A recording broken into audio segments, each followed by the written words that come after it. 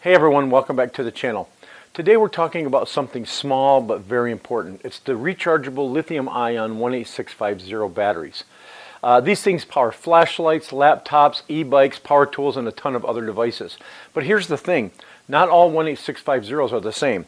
Some have built-in protection like this one here, and some don't. And using the wrong type in the wrong device can actually be dangerous. So today I'm going to break down the different kinds, how to use them, how to charge them, what to avoid, and more importantly, critical safety tips. So let's come on in closer and take a look at these. So what exactly is a 18650 battery? Well, the name comes from the size. It's 18 millimeters wide and it's 65 millimeters long. It's a rechargeable lithium-ion cell known for its high energy density and very long lifespan. These cells are everywhere, but the way that they're used varies a lot depending on the device. Now, there are basically two categories of these batteries. We have the protected and we have the unprotected.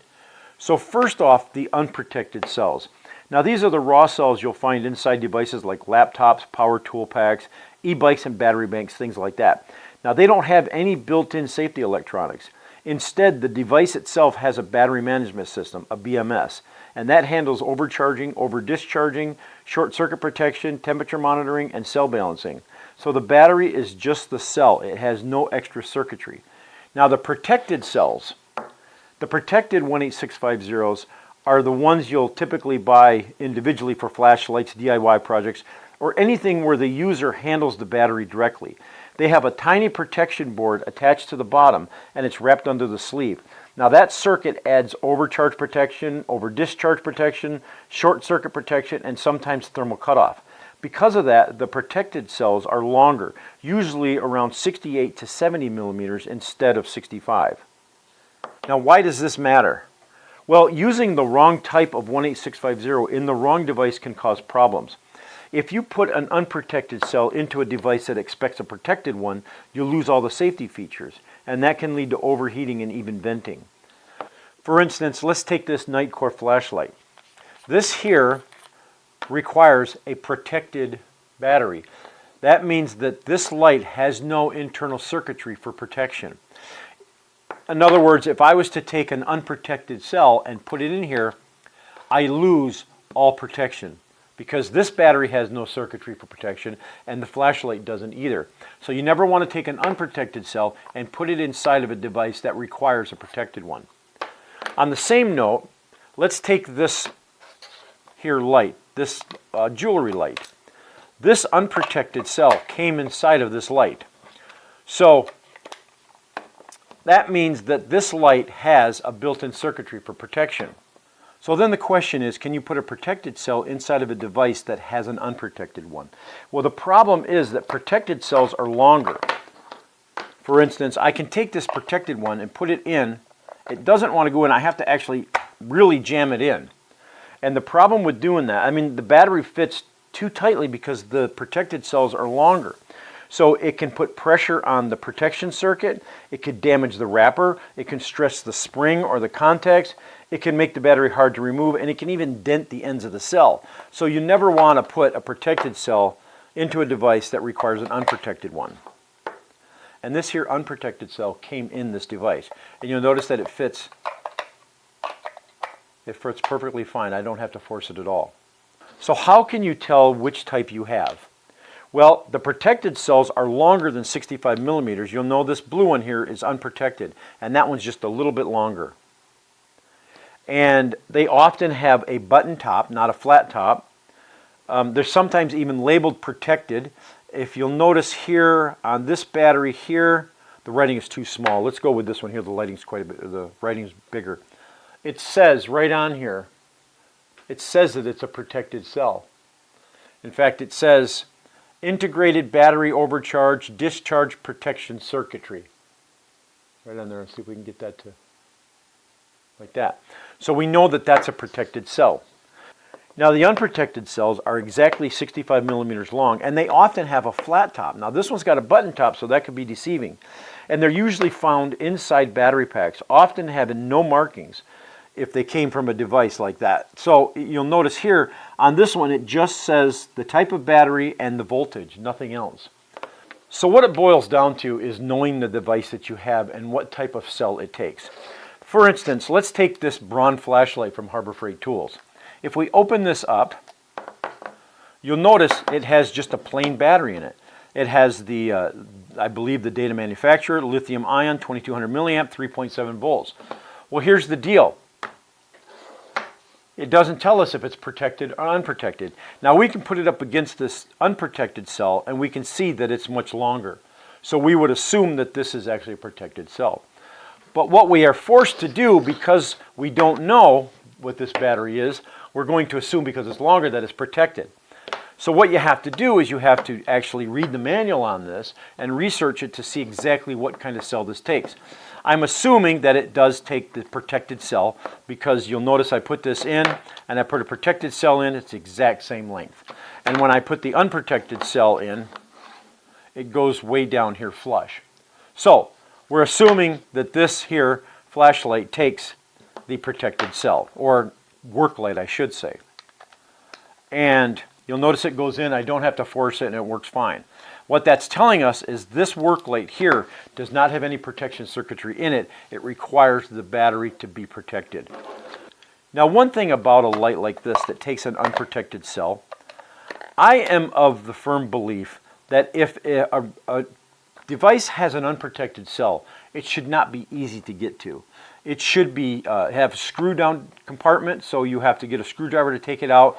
The problem is that people may not know the difference between the two types of cells, and so they may just make the mistake of taking a protected cell, throwing it in, jamming it in, and damage the cell, not knowing that that this does not fit in there, or it's not compatible. So we know that this here takes an unprotected cell, this one has a protected cell, and this here night core takes a protected cell. And it's a matter of knowing what device takes what type of cell. Okay, so let's talk about charging. Now, can a charger for protected batteries also charge unprotected ones? Well, the answer is mostly yes. I mean, almost all lithium-ion chargers can charge both. The charger doesn't care whether the battery has a protection circuit. It just applies the standard lithium-ion charging profile. Now, some people would suggest that if you're charging unprotected cells, just use a reputable charger from a company like EBL or Nightcore or VapeCell or whatever. But here's my thought. I don't believe that you should be using a charger to charge the unprotected cells, because there's a couple things happening here. The number one, the unprotected ones are shorter. So if you put them in here into a charger that has a spring bottom, it may not be making contact with both the spring on the bottom and with the contact on the top. And another thing too is that unprotected cells many times are just a flat top. They're not a button top. So when you put this in, even though it seems to fit, you might not be making contact with the top contact of the charger. So in my opinion, I think it's always best to charge unprotected cells in the device they came in. In other words, this cell came in this device, and then it has a charging port right here. And so I'm going to charge this in here all the time. Now, if I want to, of course, I can take an unprotected cell, another one, and put it in there, and then of course I can charge it as well. But I'm basically using the device as the charger. You'll notice over here that these, like this work light here, has a charging port as well, but this one here takes a protected cell, so it doesn't matter. Well, I mean, I can charge it through here or charge it with the charger, but when it comes to unprotected ones, I believe it's always best to use the device that came in, because I believe that's why they're paired together. So for safety tips, when it comes to charging them, you always want to use a good quality lithium-ion charger, and you don't want to mix old cells and new cells. You don't use damaged cells, and you don't use dented cells. And you want to make sure that you store batteries in a plastic battery case. You can buy them that are individual, or you can buy them that you can put multiple ones in there that are separated by a divider, so they don't touch each other. Now, you never want to store these batteries loose. If these ends happen to touch keys, coins, tools, aluminum foil, another battery, they can actually accidentally short circuit. And when a lithium-ion battery is shorted, it can actually heat up extremely fast. The internal pressures can rise. The safety vent actually can open. In extreme cases, it can vent hot gas and catch fire. And this can happen in your pocket, in a drawer, in a toolbox, and it's one of the most common causes of battery accidents. So always store them in a plastic case. Never carry them loose in bags or pocket or in drawers, and keep damaged or torn wrapper batteries out of service. See, a torn wrapper here, this outside plastic, it exposes the metal, which increases the chance of a short. Now, here's why that happens. The positive terminal is on the top. The negative terminal is the entire metal body. It's the bottom, it's the whole side, and it's actually the rim around the outside of the top. That's all the negative terminal. So a piece of metal bridges the top and side for a moment, you can get a short circuit. And so protected batteries do have a safety circuit, but even then, the short can happen faster than the protection can react. The battery can still get dangerously hot, and the wrapper can melt, exposing more metal. So now unprotected cells, of course, have zero protection. So the risk is even higher. So if you ever see a torn wrapper like this one here, you want to make sure that you rewrap it. And this can be done fairly cheaply. You can buy the wrappers online, places like eBay and Amazon, and wrap these yourselves. But you'll never want to use a cylindrical battery like this if its wrapper is damaged or missing. I mean, this also applies to AA rechargeables, 21700s, and pretty much any metal case cell. So any unwrapped battery is completely unsafe, and any torn wrapper is unsafe, and you want to make sure that you rewrap it. And then what do you do with worn out 18650 batteries? Well, you never throw them in the trash. They could short out, they could overheat, they could start fires in garbage trucks or landfills. Waste facilities specifically warn against tossing them in household trash. So what you want to do is, if you have to take these to a recycle, you want to take just a small step, and that is just to wrap the top and the bottom and the casing with electrical tape or masking tape over the positive terminal, the negative terminal, and the metal body, and store them safely until you can get them to recycle. Now, most communities have drop-off points for these lithium-ion batteries, and that's like hardware stores, electronic stores, recycling centers, and places like that. And these places handle these batteries safely and ensure the materials get reused instead of ending up in a landfill. So that's all you need to know about 18650 batteries. I have dozens of these. I use them all the time. I have many devices that take these things, and they've made my life so much simpler. However, they do store a lot of energy, and we need to treat them with respect.